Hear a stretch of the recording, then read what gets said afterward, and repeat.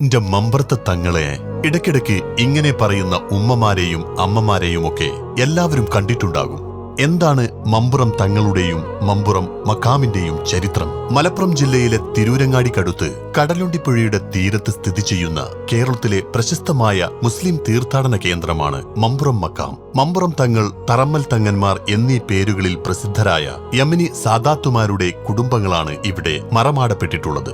സയ്യിദ് ഹസൻ ജിഫ്രി തങ്ങൾ, സയ്യിദ് അലവി തങ്ങൾ എന്നിവരാണ് ഇതിൽ പ്രധാനികൾ. യമനിൽ നിന്നും കേരളത്തിലെത്തിയ മുസ്ലിം ആധ്യാത്മിക ജ്ഞാനിയായിരുന്നു സയ്യിദ് അലവി തങ്ങൾ. ബ്രിട്ടീഷ് അധിനിവേശത്തോട് സന്ധിയില്ലാതെ പോരാടിയ സ്വാതന്ത്ര്യ സമര പോരാളി, ആത്മീയ നായകൻ, മതപണ്ഡിതൻ, സമുദായ നേതാവ് ഇതൊക്കെയായിരുന്നു സയ്യിദ് അലവി തങ്ങൾ.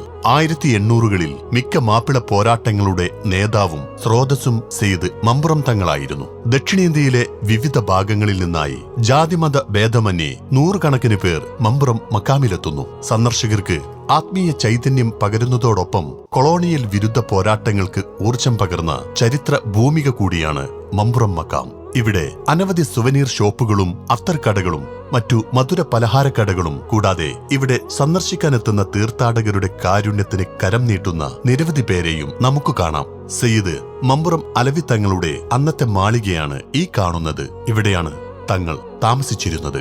സമീപത്തുള്ളത് തറമേൽ പള്ളി പിന്നീട് ഈ കാണുന്ന രൂപത്തിൽ പുതുക്കി പണിതു. മമ്പുറം തങ്ങളുടെ 4ാം തലമുറയിലുള്ള കുടുംബം പള്ളിയുടെ സമീപത്തുള്ള ഈ വീട്ടിൽ ഇപ്പോഴും താമസിക്കുന്നു. മലപ്പുറത്തിന്റെ കൂടുതൽ വിശേഷങ്ങൾ അറിയാൻ മേഡ് ഇൻ മലപ്പുറം എന്ന ഈ പേജ് ഫോളോ ചെയ്യൂ.